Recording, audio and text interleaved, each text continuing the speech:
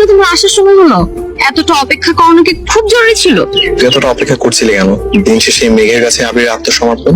আরে আপামনি কি করতেছেন? ছাড়েন ছাড়েন। তুই এত সকালবেলা আমার রুমে কি করছিস? বেলা অনেক বাজে, ক্লাসে যাইবেন না? কি সুন্দর একটা স্বপ্ন দেখতেছিলাম আমি। তো এই যে মিস্টার, এইভাবে হাঁ করে তাকিয়ে কি দেখছেন? সেই যে কতগুলো বছর আগে কাকুর হাত ধরে 7 সমুদ্র 13 নদীর ওই পারে চলে গেলেন, আর আসার নাম নেই। আমার কথা কি আপনার একটু মনে পড়ে না? মনে পড়বেই বা কিভাবে? বিদেশ গিয়ে হয়তো বা সাদা চামড়ার মেয়ে পেয়ে আমাকে ভুলে গেছেন। আমি কিন্তু এখনো আপনাকে ভালোবাসি, ঠিক যেভাবে ভালোবেসেছিলাম আজ থেকে 12 বছর আগে। এই যে শাশুড়ি আম্মা, আমার জামাইটা সেই কবে বিদেশ গেল, এই পর্যন্ত আমার একটা খোঁজ খবর নিল না। এটা তোমার কেমন ছিল আমার একটু বলো তো। তুই এত বড় হয়ে গেছিস, তোর কি লজ্জা শরম করে না? একবার মতো মুখ দিয়ে যা আছে তাই বলস।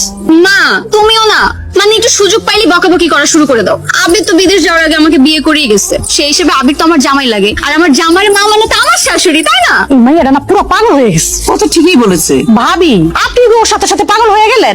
আপনার আশকারা পায়া পায় না আমার মাইয়াটা তারগুলো পুরো ছিঁড়ে গেছে।